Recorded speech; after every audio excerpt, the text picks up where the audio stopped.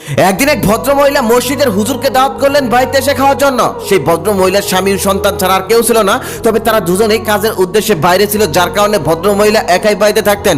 ঠিক যথাসময়ে হুজুর তার অবুঝ সন্তানকে নিয়ে সেই বাড়িতে দাওয়াত খাওয়ার জন্য চলে আসলো। ভদ্র মহিলা আবার পর্দা করতো, তাই তিনি আগের থেকে রুমের মাঝখান দিয়ে একটি পর্দা লাগিয়ে রাখলো। পর্দার এক পাশে ডাইনিং টেবিল ছিল, পর্দার আরেক পাশে ভদ্র মহিলা খাবার নিয়ে অপেক্ষা করছিল। হুজুর আসার পরেই ভদ্র মহিলা পর্দার ওই পাশ থেকে খাবার আগিয়ে দিলেন, আর পর্দার এই পাশ থেকে হুজুর খাবারগুলো রিসিভ করে টেবিলের উপর রাখলো।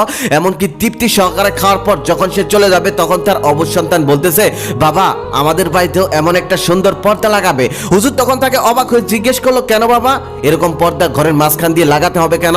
সেই অবুঝ সন্তান তখন বলতেছে, দেখছো না পর্দা কত সুন্দর সুন্দর খাবার দেয়, তুমিও আমাদের বাড়িতে এমন একটি পর্দা লাগিয়ে দিবে, আর সেই পর্দা থেকে প্রত্যেকদিন এমন সুন্দর সুন্দর খাবার বের করে আমি খাবো। হুজুর তখন বুঝতে পারলো যে তার অবুঝ ছেলে আসলে বুঝতে পারেনি যে পর্দার ওই পাশ থেকে কেউ একজন খাবার এগিয়ে দিয়েছে। হুজুর তখন তার অবুঝ ছেলেকে বলল, দেখো পর্দা কখনোই খাবার দেয় না, পর্দার ওই পাশে কেউ একজন ছিল আর সে সেই খাবারগুলো দিয়েছে। হুজুরের সন্তান তখন তাকে আবার বলল, যদি পর্দার ওই পাশে কেউ একজন ছিল তাহলে সে সামনে আসলো না কেন? সে সামনে এসে তো দিতে পারতো, তুমি মিথ্যা বলছো, খাবার পর্দায় দিয়েছে। হুজুর বাড়ি যেতে যেতে তার সন্তানকে বোঝানোর চেষ্টা করলো, তবে কিছুতেই তার সন্তানকে বোঝাতে পারলো না। ঠিক আমাদের অবস্থা ওই হুজুরের অবুঝ সন্তানদের মতো।